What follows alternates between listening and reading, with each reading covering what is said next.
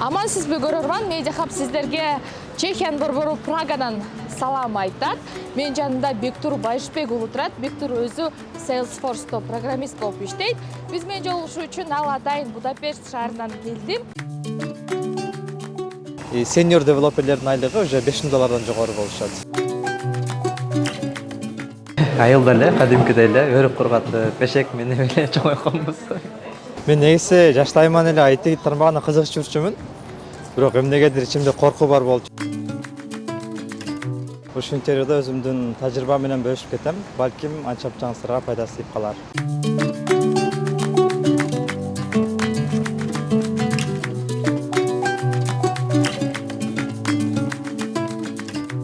Будапешттен канча саатта келдиң? Так, Будапешттен поезд менен 6,5 саатта келдим. Прагага канча жолу келишиң? Алгачкы жолу келишим аябай кооз шаар экен. Буюрса, ушул интервьюдан кийин дагы башка жерлерге барып айланып көрөм го. Өзүңдүн ошол ITдеги жолуң тууралуу бизге айтып берсең, сен ошо кантип IT тармагына кызыгып калдың? Мен негизи жаштайман эле IT тармагына кызыгып жүрчүмүн. Бирок эмнегедир ичимде коркуу бар болчу. Башка окуучуларда физика же математикадан аябай слабый болчумун. Ошого окууга келгенде мен эмени IT'ни эмес, бизнес окуганмын бакалаврда.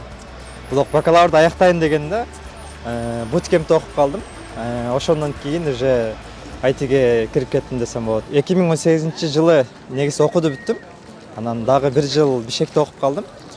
Ошондон кийин Венгрияга стипендия боюнча тапшырып калдым. Алар Кыргызстанга жылына стипендия берип турат. Мисалы, биз окуган убакта бакалаврга 30 места бар болчу. Full scholarship, алар баарын төлөп беришет. Окуду, контрактты, жашаганымды ошол программа боюнча келип калдым. Университеттин аты Дебресен университети. Ошол шаардын атынан эле коюлган. Адистигим бизнес менеджмент болчу. Salesforce тууралуу кайдан билдиң, кимден уктуң дегендей? Salesforce тууралуу мен лицейде чогуу окуган досум бар болчу Польшада. Ал ошо Сейит Байкен буткемпинде, GetForce буткемпинде окуп, окууду бүтпөй эле жумушка чоң бир компанияга жумушка орношкон болчу да. Ошол досум аркылуу байланышып, ошол досум мага сунуштап калды. Ошол Сейит Байкен буткемпте окуп көрбөйсүңбү деп. Анан мен деле ошол эл катары аракет кылып окуп көрдүм. Негизи окууду бүтпөй эле акыркы айында бир чоң компаниядан сунуш түштү десем болот.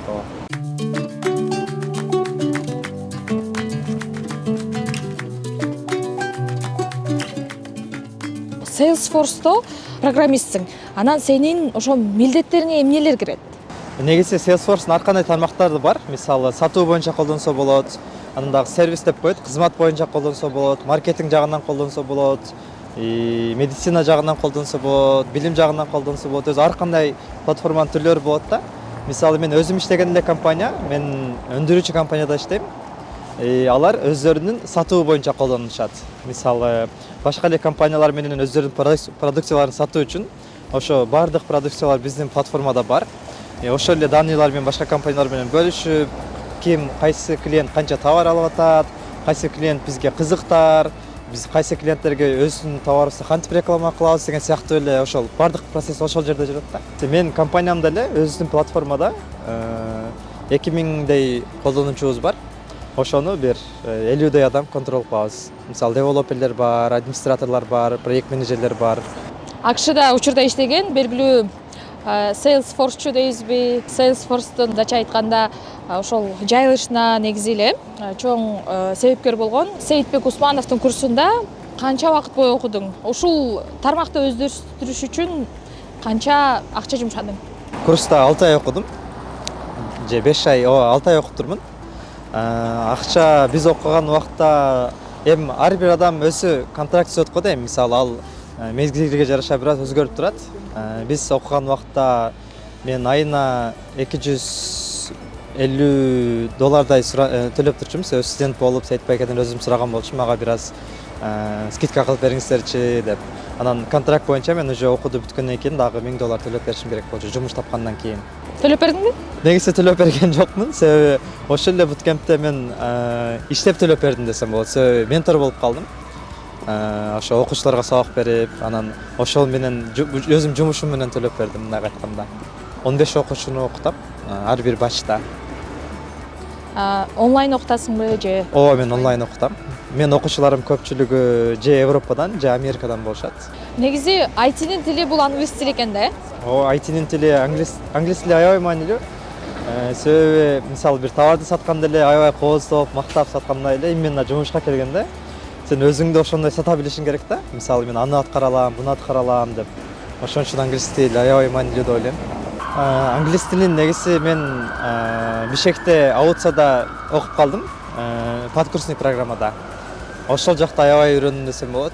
Себеби ал жакта эч ким кыргызча деле сүйлөбөйт, же мен орусчаны деле жакшы билбейм. Ошондуктан англисчаны ошол жактан жакшы үйрөнүп калдым. Бул жакта деле университетте уже бакалавр англисче болду. Жумушум деле англисче. Кыскача айтканда, уже чөйрөм ошону талап кылып калды да. Сен окуп жатканда сенде кандай кыйынчылыктар болду? Анан аларга кантип жеңдиң? Так, окуп жатканда менде кыйынчылыктар ачык айтсам аябай көп болду. Себеби башка бир ааламга кирип калгандай болосуң да. Salesforce мен айтинде деле эч кандай кабарым жок. Себеби мен бизнесин окуп келгем да. Жана айткандай. Ошого кыйынчылыктар платформаны такыр түшүнбөдүм. Ошол убакта бизге үйрөткөн инструкторлор десем болот, мугалимдер аябай жакшы үйрөтүштү. Эң жардам бергени мага команда болду. Себеби мен сыяктуу деле башкалар ошо Европада, Чехияда, Германияда бир-эки окуучулар бар болчу, мен сыяктуу эле. Ошолор менен команда менен аябай жакшы аракет кылып окудук. Себеби команда болсо аябай сонун экен да. Мен бир жерде туруп калсам, алар мени тартып кетет. Алар бир жерде туруп калса, мен аларды тартып кетем. Бири-бирибизге жардам беребиз, мотивация болобуз. Ошол чөйрө аябай мени алдыга түртүп койду да. Алардын баардыгы азыр эң алдыңкы компанияларда жумушта иштеп турушат Европада. Негизи IT тармак аябай кирешелүү деп саналат. Кимдир бирөө ошо ITге учурдагы иштеген жумушунда айлык аз болгон үчүн дагы өткүсү келет да. Сен иштеген компанияда орточо айлык акы канча? Так, орточо айлык акы жумушчунун тажрыйбасына жараша берилет. Мисалы, junior, mid, senior деп бөлүнөт. Көбүнчө juniorлордун айлыгы $1,500 $2,500 чейин десем болот орточо. Midтердин айлыгы $3,000 $5,000 чейин. Senior девелоперлердин айлыгы уже $5,000 жогору болушат. Жумушка кирүү үчүн сен өзүңдү тиги компанияга ынандырышың керек. Чын эле сен ошол жумушка ылайыктуусуң, ошол жумушту жасай аласың. Өзүңдү кантип ынандырасың? Өзүңдү soft skill, hard skill деп коет. Soft skill деген бул баягы өзүңдүн сүйлөө жөндөмдүүлүгүң, адамгерчилик сыпатың, ошону эле аябай баалашат булар. Кийинкиси технический знанияңды карашат. Сен аны канчалык деңгээлде билесиң? Биз берген жумушту убагында аткара аласыңбы? Өзүңдү компанияга ынандыра билишиң керек. Ошол аябай маанилүү. Salesforce'та вакансиялар көп. Себеби вакансиялар көп, немелерде эле конкуренттер аз десем болот. Себеби Salesforce университетте окутпайт да. Башка IT тармактарды, мисалы фронтенд или бакенд, Java, аларды уже университеттен окутуп, ким эле университетти IT тармагын бүткөндөр ошо жумушка даяр болот. Бирок Salesforce'ту эч кандай университетте окутпайт.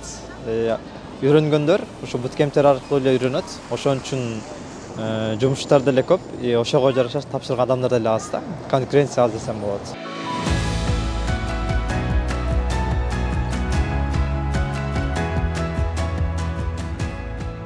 Курсту баштаган убакта каникул болчу, жайда. Мен ошол убакта негизи эмгектенчимин. Жумушта Германияда Макдональдста иштеген болчумун. Ошол убакта жумуштан келип, окууга бир 2-3 саат убактымды окууга бөлүп аткан болчумун да. Демек сен Макдональдста иштеп, анан Salesforce'тагы курсуңду төлөп турсуң, Ооба. Макдональдста иштегеним. Ал деле аябай мотивация болду. Себеби ал иштеген жумушчуларды көрүп, аябай мотивация алдым. Себеби өздөрү жактырбаган жумушта, өздөрү жактырбаган жерде жүрүшөт. Алар негизи Макдональдста көбүнчө бизде иштегенде Румыниядан же Польшадан Германияга барып эмгектенген жумушчулар болчу да. Алар деле өздөрүнүн ата-энесин үйүнө аябай сагынып, мен деле ойлодум.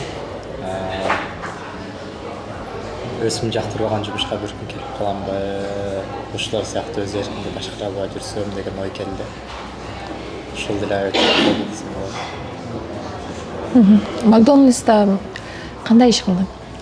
бургер жасап кадимки чоң рабочий сыяктуу эле эми чоң рабочий деп деле айта албайм, бургер жасап бургер жасаганда бир бирөө бар, ошого жардам берип баардык эле жумушун аткардым го мен кассада деле иштеп жүрдүм.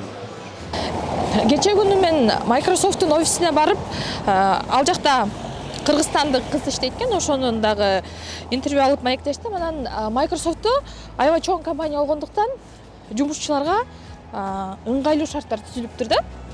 Сен иштеген компанияда кандай шарттар бар? Негизи Microsoft ал аябай эле дүйнөлүк компания.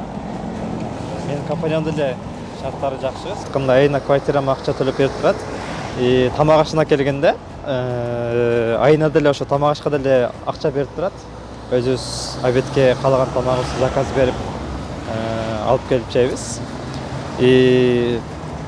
Чай, кофе алар дайым эле болот.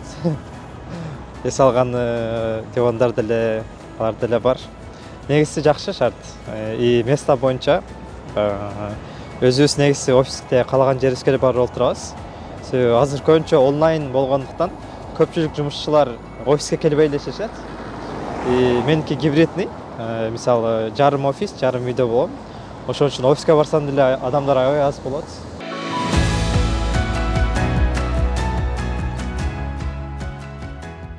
Бектур балалыгың кайсыл жакта өттү? Балалыгым негизи өзүм Баткенден болом.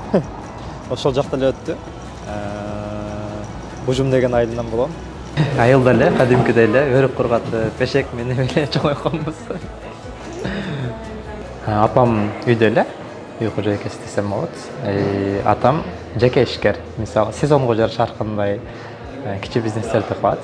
Мисалы жайында өрүк менен иликтенсе, башка мамлекеттерде да кайнолуу алып сатып, сезонго жараша кичи бизнестерди кылат да. Өзүң канча бир туугансың? 6 бир тууганбыз. Негизи ата-энем жаш эле. Бирок жаш болгону менен 6 бир тууганбыз. Эжем бар, менен улуу 2 жаш улуу. Калгандары эгиз карындаштарым бар, эң кичинекей иним бар, 2 иним бар уулдардан. Буюрса аларга деле колумдан келишинче кеңештеримди берип, сунуштарымды берип, жардамды берген аракет кылам. Эң кичинекей менден кийинки иниме колумдан келсе финансылык жардам берип, дагы башка жагдан жардам берип, анан кийин карындаштарым бар, алар деле окууга кызыгуусу аябай окууга аябай кызыгат алар деле. Мектебинде эң жакшы окуган окуучулардын бири. Аларга деле туура жол көрсөтүп, ошентип жүрөм буюрса. Кичинекейимден эле өзүм адвокат болот деп кыялданчумун. Себеби көпчүлүк окуяларда же кинолордо баягы адилетсиздикти көрүп, ошого мен чектип коем деп эле кыйын болуп эле. Анан чоңойгондон кийин уже ата-энем врач болбойсуңбу деп, врач болосуң деп айтып калды. Аларга деле макул болуп, 11-класска чейин аларга врач болом деп айтып келдим. Анан 11-класска келгенде врач болосуңбу дегенде, жок, мен химия менен биологияны билбейм деп айттым.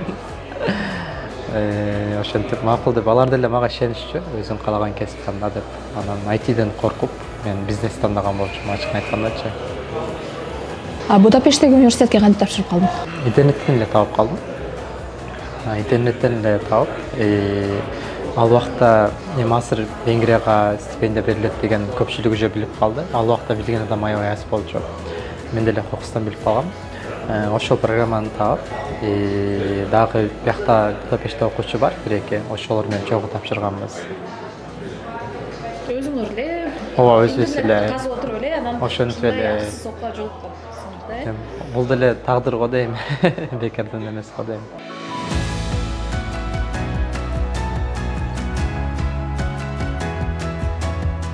Негизи Будапештте жашоо кандай, кымбатчылыкпы?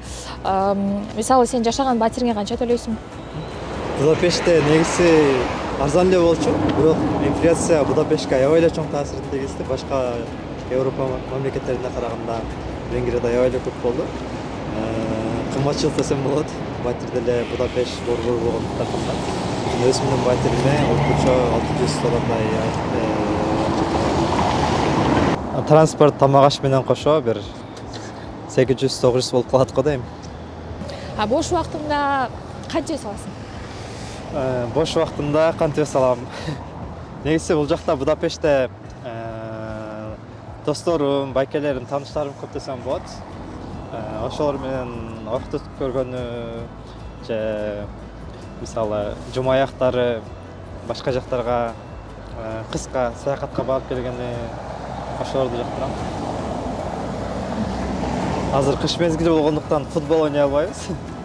Негизи башка күн жылуураак болгондо бул жакта кыргыздар менен жумасына бир жолу же эки жолу футболго барып турган. Же 6-7 максимум 10 жылдарда Кыргызстанга кайтам деген ниетим бар. Өзүмдүн ичимден эле жаштайыман ниеттенип келем. Мисалы Кыргызстандын окуучуларына жардам берсем, англис тилин үйрөнтүп, чет элге жөнөтүп, ошонун аябай өзүм ичимден эңсеп келем. Эми өзүм жасап аткан жумушум азыр кесибим жакшы, бирок ичимден эңсеп келген ошондой ниетим бар буюрса. Мисалы кече эле 1-2 жыл алдын Баткенде согуш башталып кетпедиби?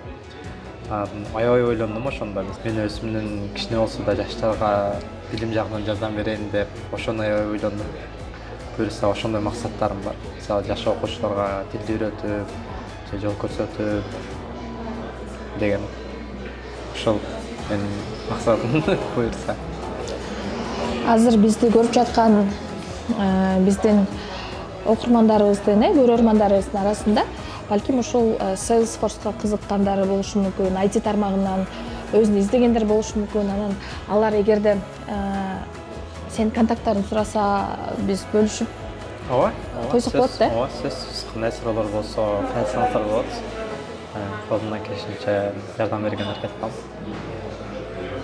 Эми бардыгыбыз эле ушинтип келгенбиз го да, мен деле колдур адамдардан сурап, кеңеш сурап, алардан жардам менен келгем да. Мен деле башкаларга жардам берүү милдетим деп эсептейм да. Достор, сиз да Бектур сыяктуу IT тармагында иштегиңиз келсе, Salesforce курстарына жазылсаңыз болот. Ал үчүн экрандагы телефон номерлерге байланышыңыз, же болбосо Salesforce курсунун негиздөөчүсү Сейитбек Усмановдун өзүнө да кайрылсаңыз болот. Сейитбек Усманов негизи социалдык тармактардын бардыгында эле аккаунту бар. Жеке өзүнө да кайрылып суроолорду узатсаңыз болот. Биз болсо Бектурга албан ийгиликтерди каалайбыз. Максатыңа жет, өзүң каалагандай ошол чет өлкөдө тажрыйба топтоп, Кыргызстанга келип, ошол биздин жаштарыбызга дагы өзүңдүн билиң менен, тажрыйбаң менен бөлүш.